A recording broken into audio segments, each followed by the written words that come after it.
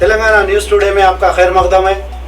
आइए आज हमारे program face of the week में मुलाकात के लिए आपके रूबरू करने जा रहे हैं शहर के सोशल वर्कर मोहम्मद अब्दुल सरवर साहब से। आइए जानेंगे इनसे ही इनकी ज़बानी, इनकी कहानी। जनाब सरवर साहब, अस्सलाम वालेकुम। वालेकुम सलाम रहमतुल्लाहि व बरकातहू। सबसे पहले तो ये बताइए कि ये सरवर साहब, जैसा कि हम देखें जो एनजीओ आप चला रहे जी, इसमें आपके मुकामी जो एरिया में आप रहते, सुलेमान नगर हो या आसपास से कई लोग आपसे जुड़ते हैं। बिल्कुल। इसमें आप इन लोगों के लिए क्या, आप इन लोगों का जरिया बने? जी, मेरा मैसेज फॉर ह्यूमैनिटी, इंसानियत के लिए पैगाम, मेरा यूट्यूब चैनल भी है मोहम्मद अब्दुल सरवर के नाम से। मैं जैसो बेवाओं की मदद लोगों के ताउन से करता हूँ। जो भी अहले खैर, मेरे फेसबुक पे काफ़ी सारे फॉलोवर्स हैं, वो लोग मुझसे मुतासिर होकर मेरे पे भरोसा करके अपनी अमानतों को, मेरा एनजीओ का अकाउंट है इंसानियत के लिए पैगाम जो एनजीओ चलाता हूँ, उसके ऊपर जो भी अमानत आती, मैं कोई बेवा को 2000, किसी को 3000, जैसा उनकी परेशानी रही अल्हम्दुलिल्लाह उनको चेक के ज़रिए से मैं मदद करता हूँ। इसमें कितने लोगों के आपसे हर महीना किसी के पास राशन है, जैसा कि ज़रूरतमंद के चीज़ें होते हैं, मेरे इसमें लिए क्या आपसे मदद मिली? मेरे पास से 47 फैमिलियां हैं जो मैं मेरे पास से देता हूँ। बाकी के तो और भी ज़्यादा है जो मैं दूसरों की जगह राशन कराया। सो मेरे पास से मैं 47 बेवाओं को राशन देता हूँ। सीनियर सिटीजन्स को हार्ट के, बीपी के, शुगर के गोलियाँ दिलवाता हूँ और उनके ऐनकों का इंतज़ाम करता हूँ। जिनको बेटे नहीं पूछ के देखते उनके घर के किराए भी बनता हूँ। काफ़ी सारे एक्टिविटीज़ है, जैसा कि हर संडे यही गवर्नमेंट मैटर्निटी हॉस्पिटल में फूड डिस्ट्रीब्यूशन, चाहे वो हिंदू हो, मुस्लिम रहो, सिख रहो। मैं कभी मज़हब देख के काम नहीं करा, हर मज़हब के लोगों के लिए। मैं लॉकडाउन भी गुजरा अल्हम्दुलिल्लाह, काफ़ी सारी मैं एक्टिविटीज़ करा। आप मेरे यूट्यूब चैनल पे जाके चेक कर सकते हैं। जैसा कि सरवर साहब, आपके सारे चीज़ें हमने देखे, इसी ज़िंदगी में जो आपकी लाइफ, जो आप इंसानी खिदमत के लिए आप अपने आप को वक्फ कर दिए जी, इसमें जैसा कि रोज़मर्रा की ज़िंदगी में कोई लोग ऐसे होते हैं जो अपना रोज़गार कमा के खाने के लिए जो परेशान होते हैं, उनके लिए आप क्या मददगार साबित हुए? अल्हम्दुलिल्लाह मेरे पास 300 से ज़्यादा बच्चियाँ टेलरिंग सीखे। काफ़ी सारी बच्चियों को मैं रोज़गार का ज़रिया लगा के दिया। कई नौजवान, हाल ही में राजेंद्र नगर के एक राउडी शीटर है, बेचारे बहुत ज़ईफ़ हो गए यानी कि उनकी उम्र मैं समझता हूँ 60 साल के ऊपर है। उन्होंने आके मेरे सामने बोले, सरवर भाई मेरे को रोज़गार का ज़रिया नहीं है, मैं बहुत परेशान हूँ। तो मैं उनको प्याज की मंडी का कारोबार लगा के दिया।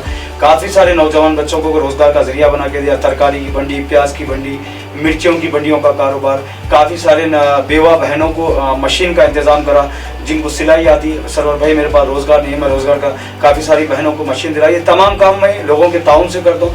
तो मैं आपके चैनल के ज़रिए से वो लोगों को यही बोलूँगा कि वो लोग मैसेज फॉर ह्यूमैनिटी फाउंडेशन को सपोर्ट करें, ताकि ये खैर का काम इंशाअल्लाह सुबह तक क़यामत तक हमारी नस्लों के ज़रिए से अल्लाह जारी रखे। आइंदा चल के आपका क्या है, ये जो काम चल रहा है आपका, इसको और इम्प्रूव करने के लिए आपसे जितने भी लोग जुड़े हुए जी, इनको क्या मैसेज दे रहे हैं? अल्हम्दुलिल्लाह मैं यही मैसेज दूंगा कि आप लोग ये एनजीओ को सपोर्ट करें। ये एक जेन्युइन एनजीओ है। काफ़ी सारे हैदराबाद से सिकंदराबाद, बिलखुसूस हिंदुस्तान के कोने कोने में मैं इमरजेंसी मेडिसिन में भी काम करा। जब भी मेरे को कहीं से कॉल आता तो मैं या मेरी टीम जाकर उनको शुगर की, बीपी की, हार्ट की गोलियाँ भी दिलाते थे। हिंदुस्तान के कोने में, जैसा बेंगलुरु है, दिल्ली है, कलकत्ता है, बंगाल है, मुंबई है, महाराष्ट्र है, पूना है, औरंगाबाद है, जालना है, परभनी है, गुलबर्गा है, यहाँ जितने भी एरियो से मेरे को कॉल आए, मैं मेडिकल पे उनको भेज के, मेरे गूगल पे से मैं मेडिकल पे पैसे पे करके मैं सीनियर सिटीजन्स की मदद करा मेडिसिन के वास्ते। कब करें आप ये हाल ही में, मैं समझता हूँ 2 महीने पहले तक भी मेरा काम जारी था। अभी फंड की कमी की वजह से काम रोक कर रखा। आप मेरे यूट्यूब चैनल के ऊपर या आप मेरी फेसबुक आईडी पे ये तमाम वीडियोस चेक कर सकते हैं आप। ये हैदराबाद में जमजम मेडिकल हॉल है, उन्होंने मेरे को अच्छा डिस्काउंट देखते हैं। उनके पास से भी मैं काफ़ी टाइम पे मैं जैसे अल्हम्दुलिल्लाह दवाएं पब्लिक को दिलवाया हूँ। आप जाकर वहाँ पे तहकीक करके मालूमात भी कर सकते हैं। तेलंगाना न्यूज़ टुडे के स्टूडियो में आप आए जी, हमारे नाजरीन को अगर खुदा ना करे कोई ऐसी चीज़ महसूस हुई जी, तो आपसे मिलने के लिए आपका एड्रेस और आपका अकाउंट, फ़ोन नंबर? जी, मेरा address Rajendra Nagar, plane number 241 है, सुलेमान नगर B, और मेरा कॉन्टैक्ट नंबर 9705376728।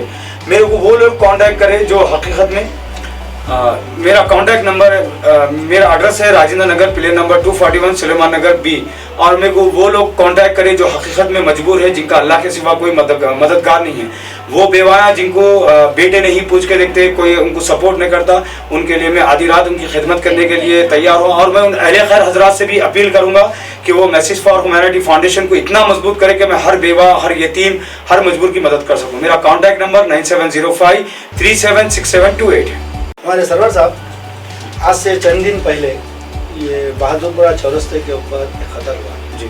जो भी नौजवान इसमें मुलविस है, वो नौजवान के जहनों में कुछ अलग है।